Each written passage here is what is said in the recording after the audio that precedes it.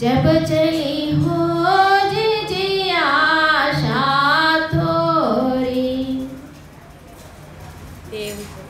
कबीर साहेब जी యొక్క బీజంలో మహామంత్రాలు ఉన్నాయి. ఈ మంత్రాలలో సద్గురు కబీర్ సాహెబ్ జీ ఏమంటున్నారంటే, बहुत तक साहस करो जिया अपना, तेही साहेब से भेंट न सपना. बहुत तक साहस, साहस అంటే సాహసం, సాహస్ అంటే సాహసం.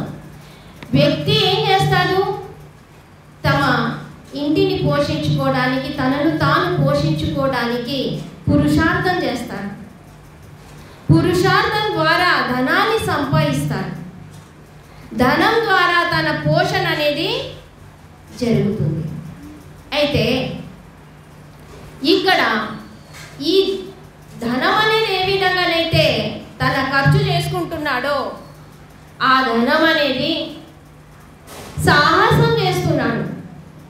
సాహసం అంటే దుస్సాహసం కూడా చేస్తున్నాడు. దుస్సాహసం అంటే అర్థం ఏంటో తెలుసా?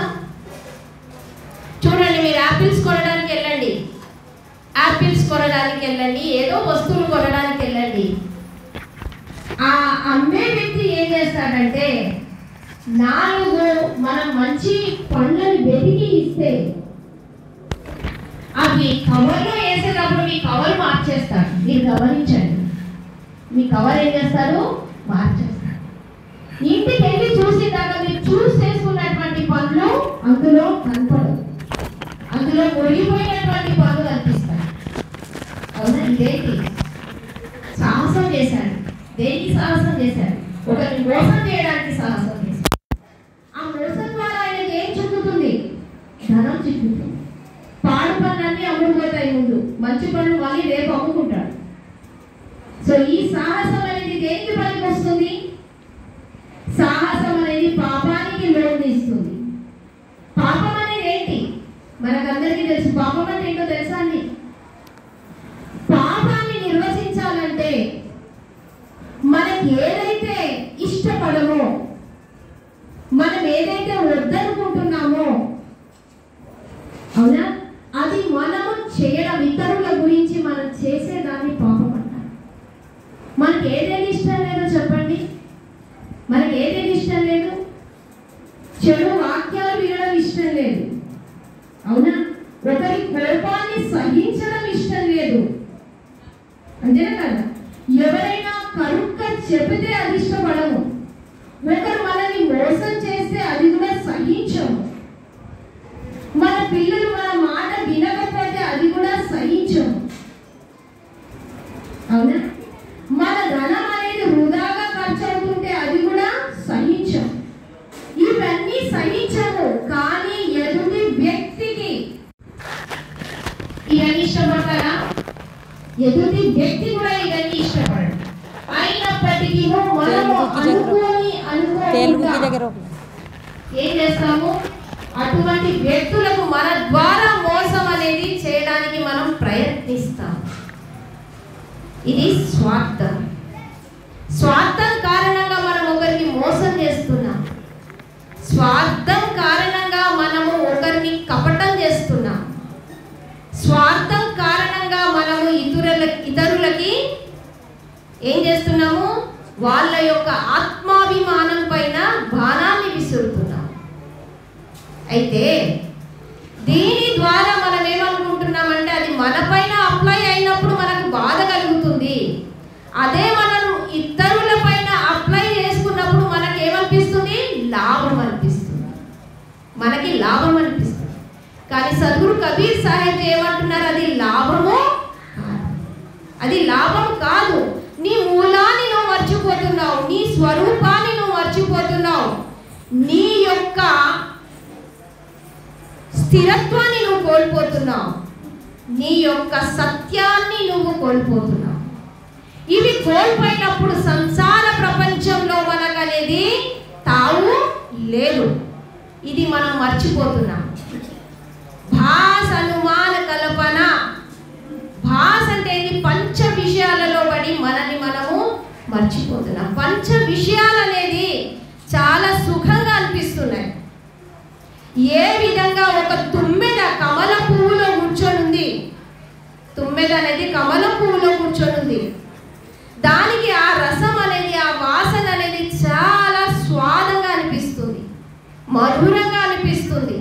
అక్కడి నుంచి లేవ్వాలని ఇష్టమే కావట్లేదు, అవునా?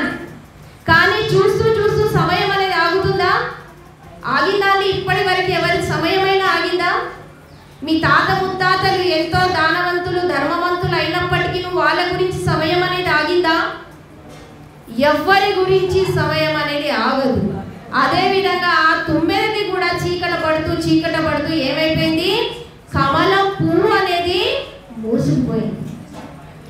ఏ విధంగా కమలం పువ్వు అనేది మూసుకుపోయిందో ఆ విధంగా ఇక్కడ కమలం పువ్వులో మూసుకుపోయినటువంటి తుమ్మెదకు శక్తి ఉంది, అవునా? ఏం శక్తి ఉంది? ఆ కమలం పువ్వు యొక్క రెక్కలను, పెటల్స్ని చీల్చుకొని బయటికి వచ్చేటటువంటి సత్తా ఉంది, బయటికి వచ్చేటటువంటి శక్తి ఉంది, బయటికి వచ్చేటటువంటి సమర్థత కూడా ఉంది. అయినప్పటికీను ఆ తుమ్మెద అనేది బయటికి చేరుతుందా? బయటికి వస్తుందా? రాదు. ఎందుకు రాదు? దానికి స్వాదం వస్తుంది, దానికి వాసన వస్తుంది, మధురమైనటువంటి వాసన. అందులోనే ప్రపంచం అని అనుకుంది తుమ్మెద పువ్వు.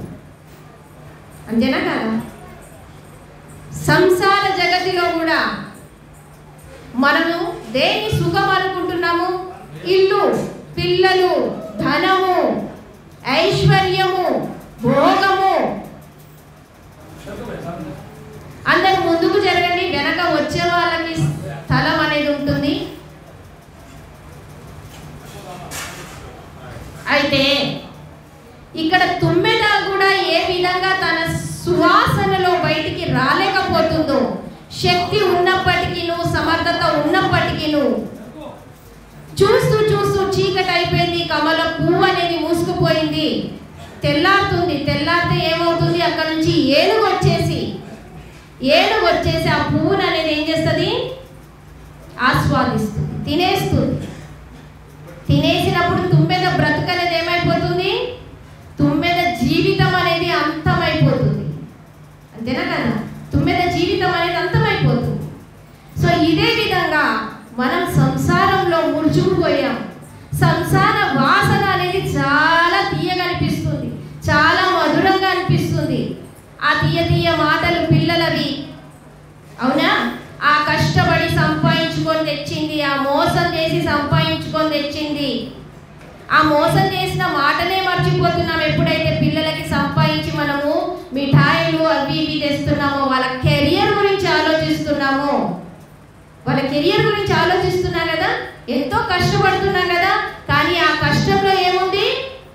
దుస్సాహసం ఉంది. దుస్సాహసం చేస్తూ, ఒకరికి మోసం చేస్తూ మనము లాభాన్ని పొందాలనుకుంటున్నాం, మన పిల్లల యొక్క ఉన్నతిని చేర్చాలనుకుంటున్నాము, మన ఇంటిని పెంచాలనుకుంటున్నాము, ఒక కారుకి 2 కార్లను చేయాలనుకుంటున్నాము. కానీ ఒకరికి మోసం చేసినటువంటిది ఏమైపోతున్నది? దుస్సాహసం అయిపోతుంది. ఆ దుస్సాహసంలో ఏం జరుగుతుంది? ఖరాఖోట జిన నహి పరఖాయా చాహత్ లాభతి నమోల గమాయా. చూడండి, చిత్తాన్ని ఇక్కడ పెట్టండి. వచ్చే వాళ్ళు వస్తూ ఉంటారు, పోయే వాళ్ళు పోతూ ఉంటారు, అవునా? మహాభారతంలో లక్ష్మణుడు అడుగుతాడు, రాముడిని ఏమని అడుగుతున్నాడంటే,